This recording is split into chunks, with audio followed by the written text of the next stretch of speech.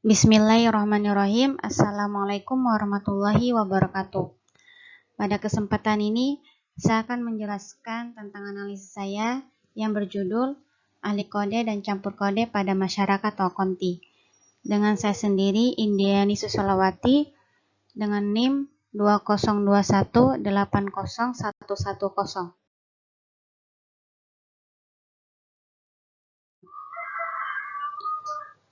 Pertama, latar belakang.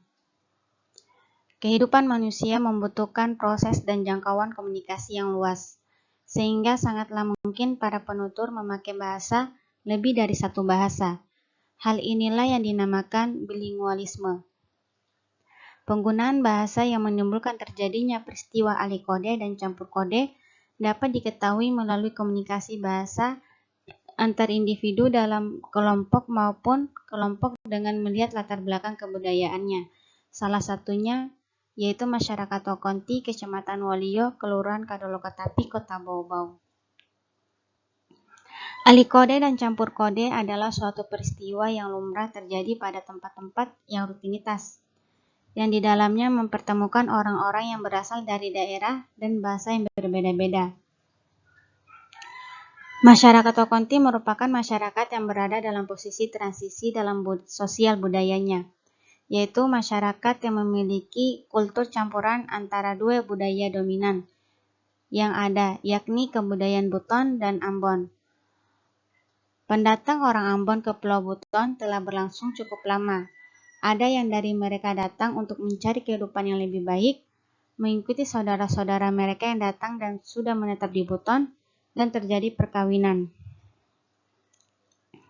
Di Wakonti, yang sebagian besar masyarakatnya penutur bahasa Ambon yaitu B1, di samping bahasa Indonesia B2. Peneliti sering mendengar dan menyaksikan peralihan atau fenomena pencampuran kode dari bahasa Ambon ke bahasa Indonesia atau sebaliknya. Dan inilah yang terjadi, yaitu terjadinya ahli kode dan campur kode tersebut karena tidak ada aturan yang mengikat dan melarang penggunaan dua bahasa secara bergantian dalam peristiwa tutur pada setiap konteks komunikasi. Sehubungan dengan di atas, penulis akan membahas pengertian dari kedewibasaan dan juga masalah kedewibasaan yang terdiri dari ahli kode dan campur kode, yang mana masalah tersebut menjadi objek pada masyarakat Tokonti. Rumusan masalah. 1. Apa pengertian dari sosiolinguistik sebagai cabang bahasa? 2. Apa pengertian kedewibasaan dan dui bahasa? 3. Apa yang dimaksud dengan ahli kode dan campur kode? Dan terakhir 4. Apa saja ahli kode dan campur kode dalam masyarakat Tokonti? Dari masalah-masalah tersebut akan saya bahas satu persatu pada kajian teori. Kajian teori. Pertama, pengertian sosiolinguistik. Jadi, sosiolinguistik merupakan cabang ilmu bahasa yang mempelajari dan membahas aspek-aspek kemasyarakatan bahasa, khususnya perbedaan-perbedaan yang terdapat dalam bahasa yang berkaitan dengan faktor kemasyarakatan. Sosiolinguistik adalah ilmu tentang bagaimana bahasa dipengaruhi oleh perbedaan-perbedaan dalam kelas sosial dan wilayah. Objek kajian sosiolinguistik adalah interaksi sosial dan telaah berbagai macam bahasa dan variasi bahasa yang hidup dan dipertahankan di dalam masyarakat. Selanjutnya, kegunaan sosiolinguistik. Kegunaan sosiolinguistik bagi kehidupan praktis yaitu banyak sekali, sebab bahasa sebagai alat komunikasi verbal manusia tentunya mempunyai aturan-aturan tertentu dalam penggunaannya.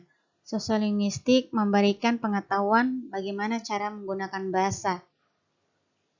Sosiolinguistik menjelaskan bagaimana menggunakan bahasa itu dalam aspek atau segi sosial tertentu.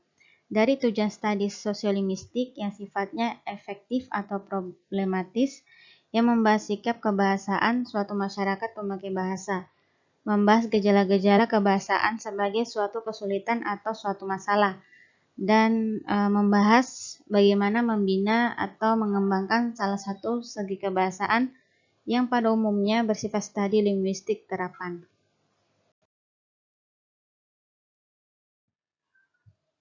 Pengertian kedewibasaan. Kedewibasaan merupakan akibat dari kontak bahasa antar kelompok masyarakat yang berbahasa minoritas dengan kelompok masyarakat yang berbahasa mayoritas. Bloomfield menjelaskan bahwa bilingual merupakan kemampuan seseorang menguasai dua bahasa sama baiknya. Berkaitan dengan kedewibasaan, terdapat dua istilah yang sering dibedakan, yakni bilingualitas dan bilingualisme. Menurut Nababan, bilingualitas adalah kesanggupan atau kemampuan menggunakan dua bahasa, sedangkan bilingualisme adalah kebiasaan memakai dua bahasa dalam pergaulan hidup. Berikut ini ialah pendapat-pendapat tentang pengertian kedewibasaan oleh para pakar lainnya, yaitu pertama dari Robert Lado. Dia menjelaskan bahwa kedewibasaan merupakan kemampuan berbicara dua bahasa dengan sama atau hampir sama baiknya. Secara teknis, pendapat ini mengacu pada pengetahuan dua bahasa, bagaimana tingkatnya oleh seseorang. Selanjutnya ada Hartman dan Stork. Dia menjelaskan bahwa kedewibasaan adalah pemakai dua bahasa oleh seorang penutur atau masyarakat ujaran. Selanjutnya ada Leonard Bloomfield. Ia mengemukakan bahwa kedewibasaan merupakan kemampuan untuk menggunakan dua bahasa yang sama baiknya oleh seorang penutur. Pengertian dua bahasa dengan kelancaran dan ketepatan yang sama seperti penutur asli sangatlah sulit diukur. Selanjutnya Haugen. Dia berpendapat bahwa kedewibasaan adalah tahu dua bahasa. Jika diuraikan secara umum, maka pengertian kedewibasaan adalah pemakaian dua bahasa secara bergantian, baik secara produktif maupun reseptif, oleh seorang individu atau masyarakat. Dan terakhir, Oscar berpendapat bahwa kedewibasaan bukan hanya milik individu, namun harus diperlakukan sebagai milik kelompok sehingga memungkinkan adanya masyarakat dwibahasaan. Itulah tadi pendapat-pendapat menurut para ahli tentang pengertian dari kedewibasaan. Dapat kita simpulkan bahwa kedewibasaan itu ialah orang yang mengetahui dua bahasa dan mampu berbicara juga dengan dua bahasa. Pengertian ahli kode. Ahli kode adalah peristiwa peralihan dari kode yang satu ke kode yang lain. Menurut Srito, berpendapat bahwa ahli kode merupakan salah satu aspek tentang saling ketergantungan bahasa di dalam masyarakat multilingual. Artinya, di dalam masyarakat multilingual, hampir tidak mungkin seorang penutur menggunakan satu bahasa secara mutlak, murni tanpa sedikit pun memanfaatkan bahasa atau unsur bahasa yang lain. Secara umum, penyebab ahli kode adalah 1. Pembicara atau penutur, 2. Pendengar atau lawan tutur, 3. Perubahan situasi dengan hadirnya orang ketiga, 4. Perubahan dari formal ke informal, dan terakhir perubahan topik pembicaraan. Selanjutnya pengertian campur kode. Campur kode adalah pemakaian dua bahasa atau lebih dengan saling memasukkan unsur yang satu ke unsur yang lain secara konsisten. Nababan memberikan pengertian campur kode sebagai berikut. Campur kode adalah percampuran dua atau lebih bahasa atau ragam menuntut pencampuran bahasa tersebut. Suatu keadaan berbahasa lain ialah bila mana orang mencampur dua atau lebih bahasa atau ragam bahasa dalam suatu tindak bahasa tanpa ada suatu dalam situasi berbahasa yang menuntut percampuran bahasa itu. Persoalan campur kode erat kaitannya dengan persoalan ahli kode. Dalam masyarakat dwibahasa atau multibahasa karena melibatkan penggunaan dua bahasa dalam interaksi sosial masyarakat.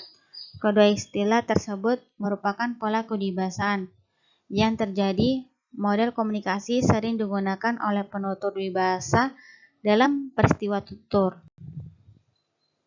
Ahli kode ditunjukkan dengan adanya pengalian bahasa dalam bentuk kalimat dari satu bahasa ke bahasa lain. Sedangkan campur kode ditunjukkan dengan adanya penyisipan beberapa kata ke dalam kalimat dari satu bahasa ke bahasa lain.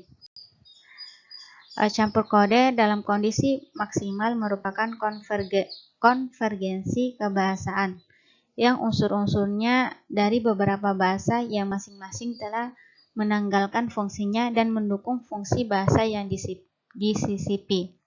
Unsur-unsur dibedakan menjadi dua, yaitu yang pertama bersumber dari bahasa asli beserta variasi-variasinya, dan yang kedua bersumber dari bahasa asing. Yang pertama bisa disebut sebagai campur kode ke dalam, dan yang kedua biasa disebut sebagai campur kode keluar.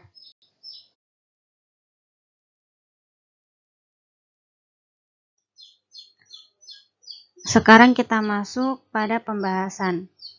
Dalam sosiolinguistik, terdapat kudi bahasaan, yang artinya sebagai penggunaan dua bahasa oleh seseorang penutur dalam pergaulannya dengan orang lain secara bergantian. Berikut beberapa dialog yang di dalamnya terdapat ahli kode dan campur kode pada masyarakat Wakonti. Dialog pertama, Fadil bertanya kepada Vira. Vira, jam berapa katong pergi kota? Vira, jam berapa kita pergi ke kota? Vira menjawab, jam 10 ke apa? Artinya mungkin jam 10. Fadil, masih lama beta pergi bermain dulu Artinya masih lama. Saya pergi bermain dulu. Vira, jangan lagi kak, saya pergi berganti jua. Jangan bermain, kamu siap-siap saja. Dan ada pembicara ketiga yaitu Zaki. Fadil, jadi kita bermain kelereng? Fadil, tidak Zaki, saya mau pergi ke pasar pagi ini. Zaki, kalau begitu kita pergi sebentar sore. Dan Fadil pun menjawab oke. Jadi pada percakapan di atas terjadi peralihan kode dari bahasa daerah Ambon ke bahasa Indonesia yang dilakukan Fadil dan Zaki. Peristiwa ini terjadi pada pagi hari sebelum Vira dan Fadil pergi ke kota. Fadil yang bertanya kepada Vira dengan menggunakan bahasa Ambon, dan secara spontan para mitra tutur menggunakan bahasa Ambon. Tetapi pada saat Zaki bertemu dengan Fadil, dia menggunakan bahasa Indonesia, sehingga Fadil pun meresponnya juga dengan menggunakan bahasa Indonesia. Jadi pada peristiwa ini, pada dialog pertama ini terjadi alih kode dari bahasa Ambon ke bahasa Indonesia. Selanjutnya dialog kedua. Di sini ada Nizam dan juga Anton dan Agung. Nizam, tunggu sebentar, saya ambilkan kalian minuman. Anton menjawab, saya minuman dingin ya. Agung, kemarin beta lihat Ose bermain dengan kucing. Ya, artinya kemarin saya lihat kamu bermain dengan kucing. Anton menjawab, iya, itu beta pun kucing. Artinya iya, itu kucing saya. Agung bertanya lagi, kenapa Ose membawa kucing kamari? Kenapa kamu nggak bawa kucingmu ke sini? Anton menjawab, seng usah, dia lagi bermain di jiku belakang rumah. Ya, artinya tidak perlu atau tidak usah karena kucing saya lagi bermain di belakang rumah. Spontan Nizam pun datang dan ia berkata, ini minumannya sudah jadi. Siapa nama kucingmu? Dan Anton menjawab, terima kasih Zam, nama kucingnya Oscar. Penggalan percakapan di atas berikut mengandung tuturan yang berupa ahli kode dalam tindak tutur bahasa yang menyatakan Anton menyelesaikan kode lawan bicara pada saat menjawab pertanyaan dari Nizam.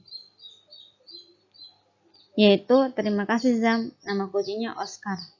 Jadi hal ini dilakukan Anton kepada Nizam yang semata ingin menyesuaikan kode lawan bicaranya. Selanjutnya dialog ketiga. Ibu, Putri, tolong belikan ibu kopi, garam, dan gula di warung. Putri, iya ibu. Ibu, ini uangnya 20.000. Kalau ada sisa, belikan dengan lada bubuk. Putri, iya ibu, saya ada tambahin lagi kah? Campur kode yang terjadi di atas ialah campur kode antara ibu dan Putri, yang mana ibu menyuruh Putri membelikan kopi, garam, dan gula. Tampak ada penuturan ibu. Ini uangnya 20.000. Kalau ada sisa, belikan dengan lada bubuk. Kata sisa yang dimaksud adalah kembalian dari uang belanja. Dan ada kalimat yang Putri keluarkan yaitu, iya ibu, seng. Ada tambahin lagi kah? Kata seng di situ merupakan bahasa Ambon, artinya tidak. Jadi kalau kita artikan dalam bahasa Indonesia, percakapan itu menjadi, ya ibu, tidak ada tambahan lagi kah? Ya ibu, tidak ada tambahan lagi kah? Seperti itu. Selanjutnya dialog keempat. Pembicara 1. Memakilah, kebetulan katong berkumpul. Memakilah, kebetulan katong bertemu. Rencana hari Minggu ada planning kemana? Artinya, memakilah kebetulan kita sedang berkumpul, rencana hari Minggu ini mau kemana, atau hari Minggu ini kita jalan kemana gitu. Terus pembicara kedua, iya betul itu, mungkin kita pergi ke pantai. Iya betul, mungkin kita pergi ke pantai. Dan pembicara ketiga, lako tak usah laika, beta ada sibuk. Artinya lebih baik tidak usah, saya ada sibuk. Pembicara kedua lagi, jangan ale, jangan kawan. Percakapan ini terjadi di sebuah rumah yang melibatkan sesama teman yang menanyakan piknik di hari Minggu. Peristiwa tersebut terdapat campur kode bahasa Indonesia dengan bahasa Ambon serta terdapat bahasa Inggris, yaitu ada kata planning di situ. Sebelumnya terdapat kata katong. Katong diucapkan oleh pembicara pertama. Katong merupakan bahasa Ambon yang berarti kita. Katong arti Indonesianya adalah kita. Selain itu pembicara satu juga menggunakan kata planning. Ini merupakan bahasa Inggris yang sering diucapkan oleh masyarakat. Kata planning arti bahasa Indonesianya ialah rencana. Selain itu juga pembicara 3 mengungkapkan penolakan ajakan dengan kalimat loko tak usah lai, beta ada sibuk. Loko tak usah lai, beta ada sibuk. Yang artinya lebih baik tidak usah, saya ada sibuk. Maksudnya dia sibuk di hari Minggu itu. Dan pembicara 2 pun menjawab dengan jangan ale, jangan kawan. Jadi kata ale bahasa Ambon itu diartikan ke bahasa Indonesia itu adalah kamu atau kawan. Seperti itu. Selanjutnya dialog kelima. Tetangga 1. Abang, pasang beta wifi do. Tetangga 2, mari sini. Tetangga 1, ini beta HP. Tetangga 2, oke, sudah terhubung. Dan tetangga 1 menjawab, makasih lai abang. Percakapan terjadi di sebuah rumah yang melibatkan sesama tetangga dengan konteks tuturan salah satu tetangga meminta untuk dipasangkan password wifi di HP-nya. Campur kode dengan kata beta yang diucapkan oleh tetangga 1. Kata beta merupakan bahasa Ambon, yang mana menurut Kamus Besar Bahasa Indonesia, kata beta digunakan orang-orang besar pada zaman dahulu dalam cerita klasik Melayu, penyair dalam karya sastra masa kemudian, atau masyarakat di Maluku. Jadi kata beta untuk pengganti diri sendiri atau dalam artian saya. Jadi kata beta artinya adalah saya atau diri sendiri. Selanjutnya dialog ke-6. Tetangga 1, kenapa baru datang? Ale dari mana barang? Artinya, kenapa baru tiba? Kamu dari mana saja? Tetangga 2, beta pi beli sayur di pasar. Kamu su pulang ini kah? Artinya, saya habis beli sayur di pasar. Kalian sudah pulang kah? Tetangga satu, iyo dari tadi. Iya dari tadi. Pada percakapan di atas ini, percakapan dialog ke-6, terjadi campur kode antara tetangga satu dan tetangga dua, di mana mereka mencampurkan bahasa Indonesia dengan bahasa Ambon. Terdapat kalimat, ale dari mana barang? Kata ale berarti kamu atau kawan, dan sedangkan kata barang di sini merupakan kata bantu untuk menyusun kalimat lebih baik. Jadi, arti dalam percakapan di atas ialah kamu dari mana saja. Ale dari mana barang? Artinya kamu dari mana saja. Terus itu ada kata beta yang berarti saya dan kamu yang berarti kalian. Mungkin cukup sekian penjelasan saya tentang alih kode dan campur kode pada masyarakat Okonti. Kurang dan lebihnya saya mohon maaf. Akhirul kalam. Wassalamualaikum warahmatullahi wabarakatuh.